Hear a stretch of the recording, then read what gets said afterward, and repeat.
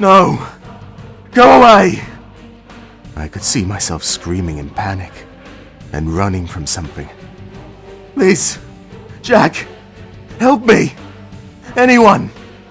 He's here after me! He's here after us! The whole scene was looking so strange and blurry that I could barely focus on looking for my chaser. I was still running through the jungle, leaving bloody leaves behind me. Whatever is after me, it's getting closer and closer. Leave me alone! I screamed again, slowly losing strength for running. A sinister voice replied, "You can run, but you can't hide. But right now, my friend, you can no longer run." I hid myself behind the tree, panting and trying to get the air into my painful lungs. I would lay down and just give up, if it wasn't for my heart pumping and beating and giving me some final motivation to search for any kind of weapon. But there was none. There was only the familiar stench in the air, a smell of blood and death, getting stronger with each passing second. It's over. Nothing will save me this time. I will never see my family and friends again. I could only close my eyes and wait for my final moment. I could feel the breathing of the intruder right next to me. A moment later, his sharp weapon went through my chest and stopped on the tree behind me. Before taking my last breath, I opened my eyes and saw myself in front of me. What the hell is happening to me? I suddenly woke up in my tent and saw Liz with a dagger running in. "Steve, is everything all right? You were yelling so loud that I thought someone was attacking you. You scared the living hell out of me."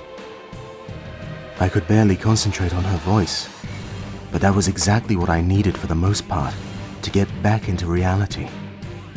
I had a strange nightmare, was all I could say, since a big part of my body was still under the effect. I saw him in my dreams. At least, I thought it was him. The smell, the voice, everything was as if it was him. But then I saw myself instead of him. What does that mean? Liz reacted to my words as if I brought the head of our attacker. After a moment of silence, she said, "I don't know, Steve, but you should try to get back to sleep, since it's still an early night." Well, sleeping is out of the question right now, I think. But what about you, Liz? Do you also have nightmares? I am barely sleeping after that night. I am too scared, but yes, I also have the same nightmares as you. And it's always the same scenario, where I'm running from something that I don't recognize at first, but eventually, I lose my strength and accept the faith. And then I see myself in front of me, like I am killing myself. Maybe that's what it's all about, don't you think? I don't get it. It was obvious that Liz was onto something, so my silence and look was a sign of her to continue. She quickly realized that I am not connecting any dots and continued. "Think about it, Steve. After that night when the creature attacked us, and not just that, when our camp got attacked after the sudden darkness, we were all so scared and needed days to pull our strings together again." She stopped and looked at me to see if I changed the expression, but I didn't. And then I realized it was so obvious. It makes so much sense. Liz noticed my sudden realization and gave me the chance to make the conclusion. "We are our own worst enemies," I said in my thoughts, and soon after that, Liz said it out loud. "The danger is more than real, but the fear, well, the fear is our choice."